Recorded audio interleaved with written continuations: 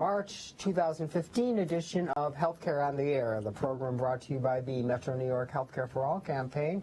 We're a citywide coalition of community groups, labor unions, faith congregations, professional associations, and concerned individuals who believe it's long past time for a universal health care program here in New York and in America. I'm Mark Hannay, director of the coalition and the host of the program. Well, we're into year 2 of the new Obamacare era, if you will. The Affordable Care Act's second open enrollment period just concluded. We're going to get caught up on sort of what happened in all of that and what's coming next and what people need to know who either renewed their coverage or enrolled for the first time. Joining us, we have Steve Abramson with Organizing for Action here in New York City, and Nora Chavez with the Community Health Advocates Program. Welcome, Steve and Nora, to Healthcare on the Air. Thank you. Steve, so let's start with you. Just kind of for people who weren't familiar with the concept of open enrollment, you worked a lot, your organization, on going out and just doing a lot of basic public education on it. What'd you tell people? Well, we really, first we wanted to know, do you actually have insurance? So we had to start with that. Right. If they did not, we told them that the best way to do that is to contact the navigator. Mm-hmm. We always went back to that, right. no matter what they said to us. We reminded them of the dates. Okay. We gave them the dates of open enrollment. We gave them information about some of the plans as well. But essentially, we wanted to make them aware of what the possibilities were for them, mm-hmm. and to get them to navigators. Mm-hmm. And how did you find these people? Well, OFA, Organizing for Action, partnered with Enroll America, and we worked with them on their Get Covered America program. Now, what they had in New York City, and they actually have this across the country, but in New York City, they have a very targeted list of individuals and families who either do not have insurance or through their own predictive modeling are highly unlikely to have insurance. So it was very targeted in terms of the people we were calling and canvassing. So we used their database, and what we did was we created kind of a pilot program in concert with Enroll America and with Heather Bates, who actually was my contact, mm-hmm. during this period. And we looked at 4 neighborhoods in New York, the Lower East Side of Manhattan, Harlem, Northern Queens, and Staten Island. And we identified those areas with a very high rate of uninsured. Mm-hmm. So we would just kind of designate the zip codes, get it into the Get Covered America folks, get those lists back, and we just started phoning. Wow. And how many phone calls did you make? Well, we made over 8,000. Oh my gosh. In New York City. And this was an all-volunteer network, by the way. Right. There was no one who was paid to do this. And essentially that was done mostly in like the last 6 to 7 weeks. So we really had a very dedicated team of people, volunteers, who were just really strong advocates of Obamacare and wanted to see people get coverage under the law. Mm-hmm. Mm-hmm. And Nora, how do we do number-wise here in New York? So we have more than 2.1, but now it's 2.1 million people who are enrolled through the marketplace. And if I may add, your volunteers were really persistent because yeah. we are navigators, and I remember having, like, one of the questions we ask people when they call us or for an appointment to enroll is like, how did you hear about us? And I remember one the lady saying that she got a call, like she got 2 calls reminding her to enroll because, and it was one of your volunteers, and that was amazing, like, because she really wanted to enroll, and she had like put it aside for a while, and it was thanks to those calls that she finally made the move and was able to enroll. So we have in New York more than 2 million people who are already enrolled. Some people in public health insurance, some people through getting advanced premium tax credits and cost sharing reductions. Right, into private insurance, yes. Into private insurance, right, yes, exactly. With subsidies, with financial assistance. Mm-hmm. Right. And Steve, what were sort of, either going into it, some best practices that you were sort of told to undertake as you did your work, or maybe lessons that you learned while you did your outreach work? Well, the lessons that we learned was essentially try to engage with people and let them understand some aspects of the law that would really help them. For example, we always talked about subsidies, that financial assistance was available to them. That was really very important. And possibly even, they might be Medicaid eligible. But in which case it's free. In which case it's free, right. One of the things that we were really happy about is getting right into communities and having community people talk to other community people. And we did that in particular in a location in the Bronx that I'd like to mention, Sure. the Martin Luther King Jr. Center for Nonviolence. Ah. And they had their own students. It's actually an IT training center.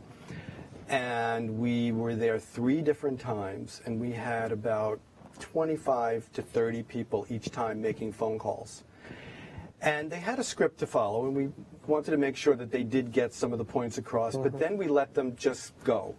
Let them talk to people in a way that they could understand what they were saying. And we found it to be incredibly effective.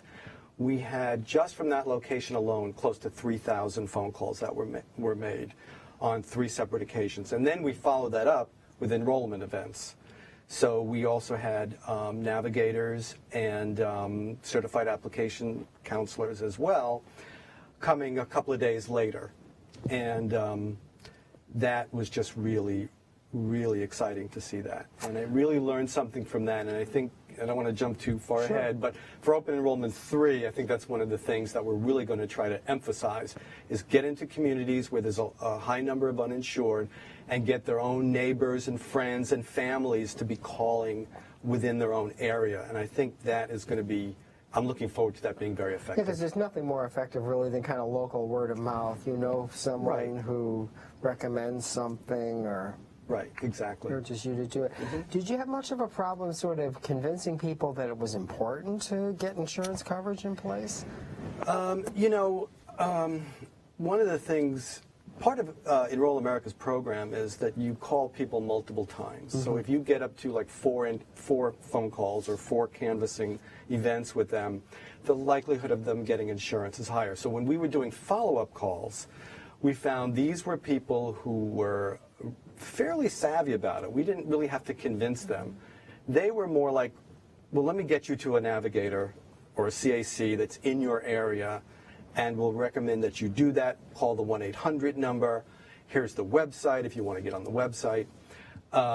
So that was a very different kind of conversation versus the initial phone call, in which I think your point is that, especially if we encountered a young person who said, no, I don't have insurance, and we would say, well, don't you think you should? Well, I don't know. And I said, were you aware that there is the shared responsibility fee, individual mandate, whatever you want to call it? And in some cases, they weren't aware of it. Or they asked, well, what is that? How much is that? And we would give them some general parameters and encourage them to go to navigators, because as we know, we wanted to get the 18 to 34-year-old, sort of young invincibles to sign up as well. Right, that's important. Yeah. So Nora, now we've got all these people signed up in New York, 2.5 million between the first open enrollment period, now the second open enrollment period. I'm a newly signed up person. What do I need to know next? What do I do? Your program has a hotline where you work with people on that. It was contemplated within the Affordable Care Act that people were going to need some assistance understanding their health insurance. 88% of the people who obtain health insurance through the marketplace are newly covered, so they didn't have coverage before. So first, understand how your coverage works. Like understand whether you have a deductible, what are your copays, select your providers, who do you want to see, and get the care. Like that, we really want to make sure that people, besides getting the insurance, have access to care. And it's important for people to know that there are great rights now. The ACA, the Affordable Care Act, expanded consumer rights within the health insurance system. One of those rights, for example, is access to preventive services without cost sharing. That means that if you need a mammogram, if you need a colonoscopy, an annual checkup, you go to your doctor, and you don't have to, even if you have a deductible, that doesn't apply to that care. So you can go without incurring any cost for that preventive care. So go and get your checkup. I would start my coverage like with that. I would celebrate with a checkup. And then there are other rights that people have. For example, if there are now standard, the information that plans provide, the summary of benefits is a standard. So it's simpler for consumers to understand. If you get a denial for any reason, you can appeal that denial. There's assistance for people who need help understanding their coverage or understanding notices, and that is one of the functions of our program, the Community Health Advocates. And we have a helpline dedicated to that, and we also have assistors across the state where people can go in their own community, in the neighborhood, and talk to a health advocate about like, what is this notice? Because we know the health insurance system is complex, but there's help. And people also have rights to a certain set of benefits, correct? Exactly. So that's when people get a health insurance through the exchange, they are guaranteed a benefit packet. They know they're purchasing a good product. And that is what it's called the minimum essential health benefits. So they, for sure, there's no like hidden information or small fund there. Like the cost sharing varies, how much you have to pay for different services, but everybody gets covered for the same benefits, which include hospitalization, prenatal care, emergency services, physical therapy, all those like prescription drugs, doctor's office visits. It's a really comprehensive packet. So that is something good, because I remember as a health advocate years ago getting people who say, "Oh, I made a great deal. It's $30 for this insurance," and then when you looked at it, it's not even a health insurance, and they were being ripped off. Exactly. So now you go to the exchange, you know that you are getting something that has been certified by the Department of Financial Services, and that is approved by the New York State Department of Health. So Steve, people who are still fairly low income can still enroll any time of year now that the open enrollment period is closed for more middle income people. Will you be continuing activities to reach out to those folks? Well, yes, we want to be able to work again with Enroll America during sort of the off-season, if you will, for Medicaid patients, in case questions come up of people who have life-changing events. But with Medicaid being all year round, and in some of the communities where we were, we know there's a high number of Medicaid possibilities, and we want to make sure that we can reach those people and get them the coverage they would need as well. And for kids too.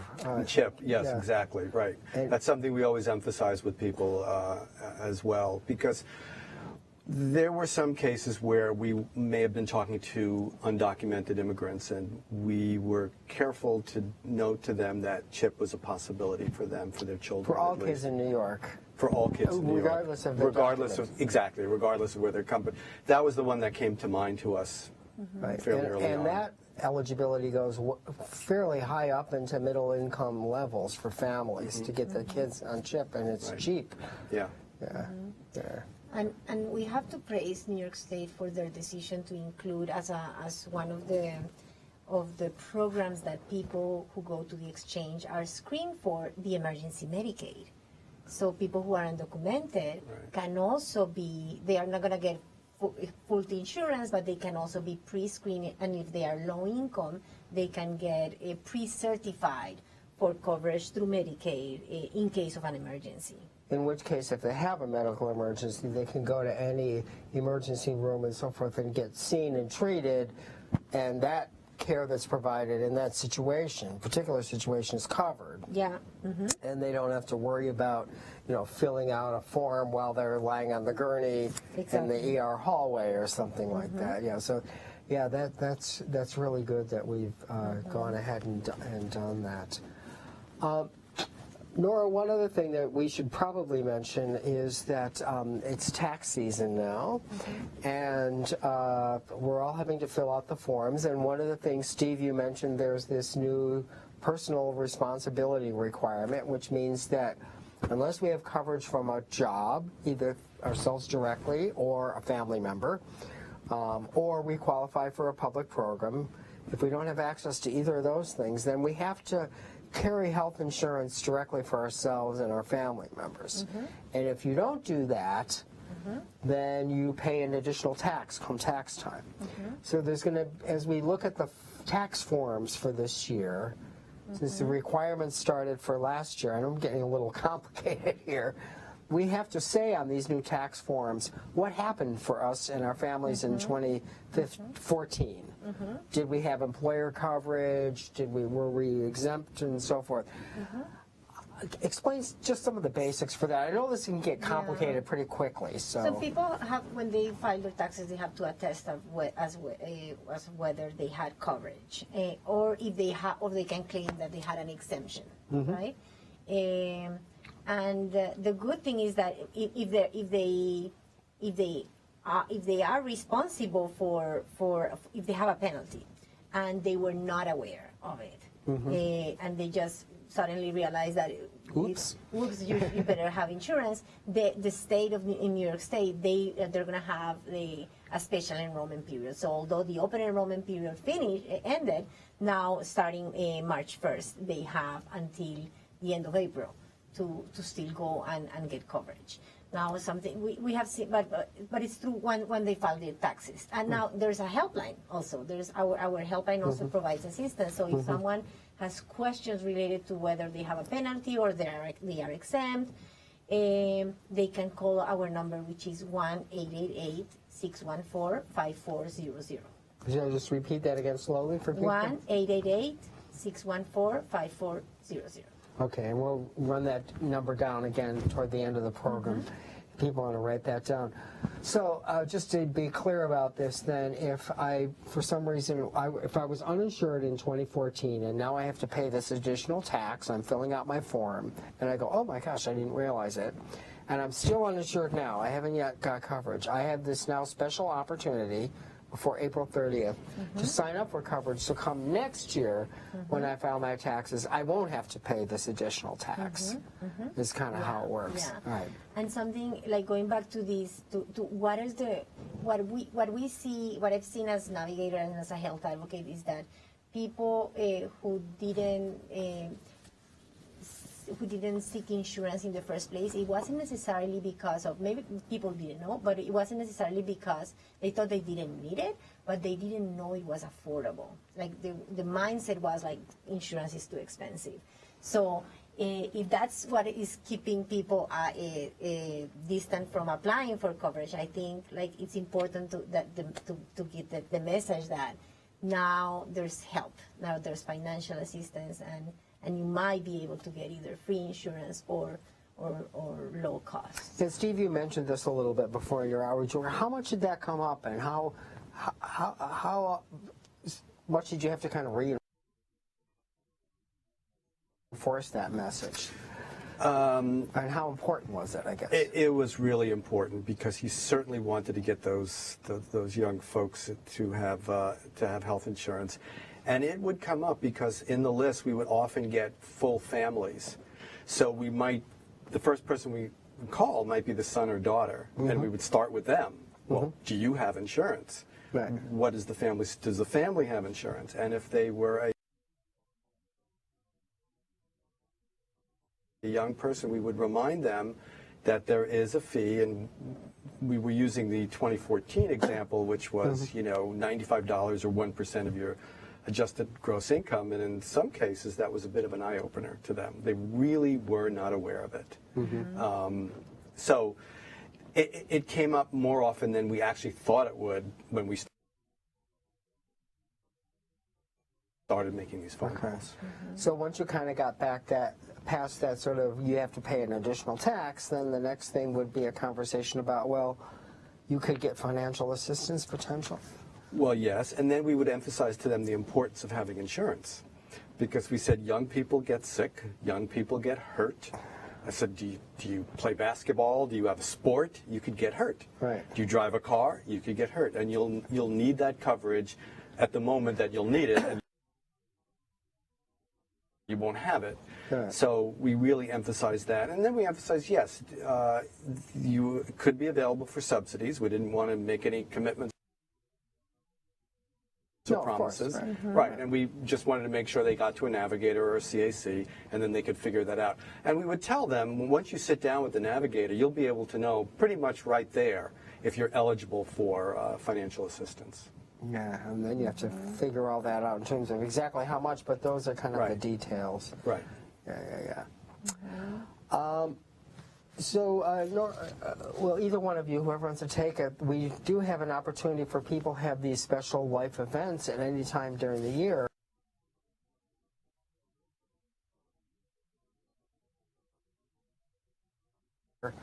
Can enroll in coverage if they don't have it, or if they have a certain kind of coverage and lose it. So either one of you want to run down sort of a short list of who those people are? Well, certainly someone who's lost a job and they were getting their insurance through their job. If they had an event within the family, a birth, let's say, or possibly a death, who was insured. That one, I think mostly, losing a job and a birth in the family, a divorce, also possible. Really, there's a very long list. I'm sure you know better than I do what's in there. Other categories to add there, Nora? The one that we're really focusing on right now, which is the most recent one added, is the people who face a penalty. Yeah, the tax penalty. Yeah. Right. Right. And Last year. super important for people to apply for public health insurance. It's across the year. Like they don't have, there's no open enrollment limitations for them. Yeah. So this is low-income people and families and kids. Yeah. Yeah, a lot of kids. And I think something like 3/4 of the enrollments almost that we've had so far of this 2+ million in New York have been into the public insurance programs, either kids into the CHIP or adults into Medicaid, which is really quite extraordinary. Yeah, a large part of the enrollments have been in public health insurance. And I think what that goes to show is what we always have known for a long time as advocates is that there were always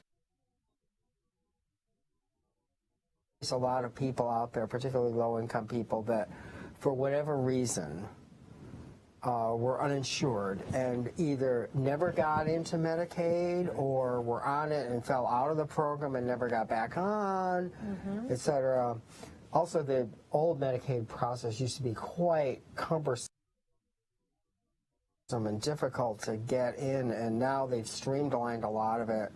It's much easier. Yeah, so many people can now get so the system is set for people to get an immediate determination. Right? Sometimes they have to, if they're because there's data matches that are happening through this computer system, right? So you can go apply in your pajamas and know right there if you're gonna get the coverage, or if you need help from a navigator, and you can know right away instead of having to wait and submitting a lot of paperwork how much if you're gonna get any financial assistance or if you get insurance for free, and how much it's going to cost.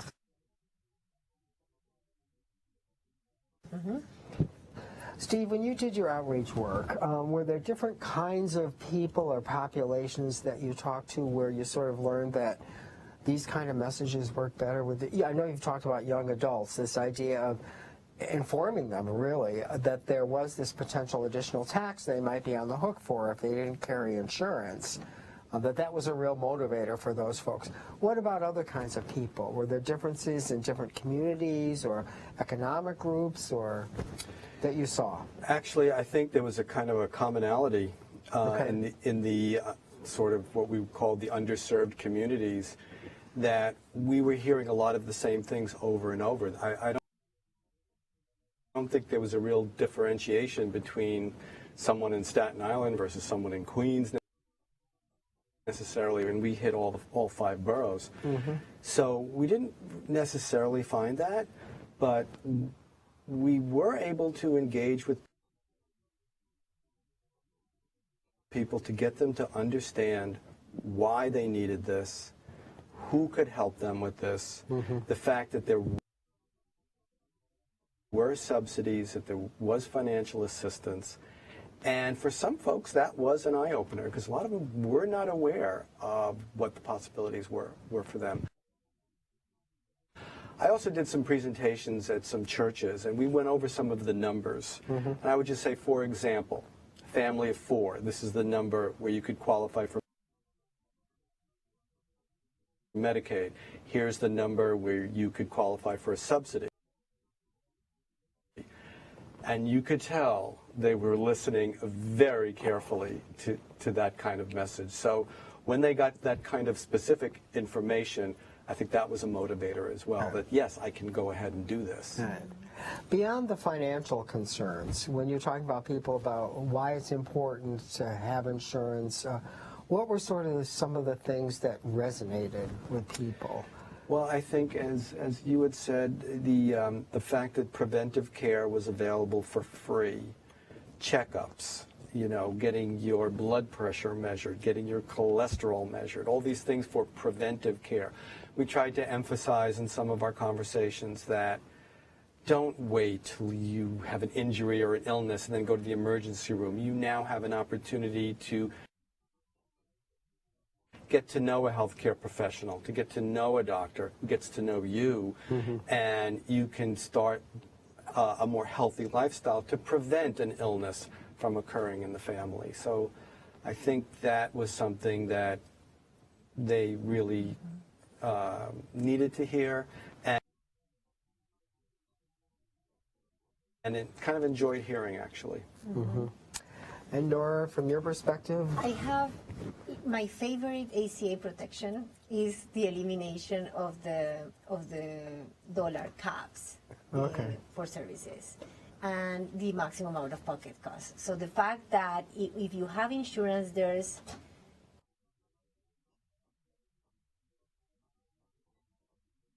in the worst case scenario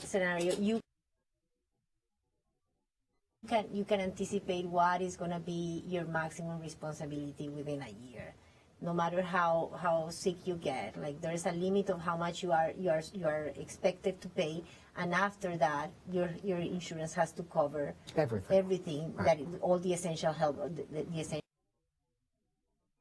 benefits. That for me is one of the greatest protections, considering all the information that we heard about. Bankruptcy and medical debt being one of the most common reasons for it. That's something that if you want to if you're a young person and you want to make sure that you to secure your financial future, I think that's an important point to bring. Great.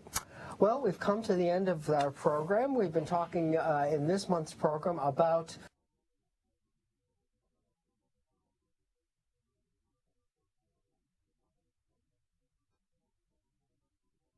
the whole recently completed open enrollment period for the Affordable Care Act, and as we've learned, there's still lots of people that can still enroll. So if you got any doubt, give the Community Health Advocates Hotline a call. Their number again is 888-614-5400. Again, 888-614-5400, and they can help you figure that all out. We've been speaking this month with Steve Abramson from Organizing for Action New York City, and Nora Chavez with the Community Health Advocates Program. Thanks for joining us on Healthcare on the Air. We'll catch you back here next month. I'm Mark Hannay.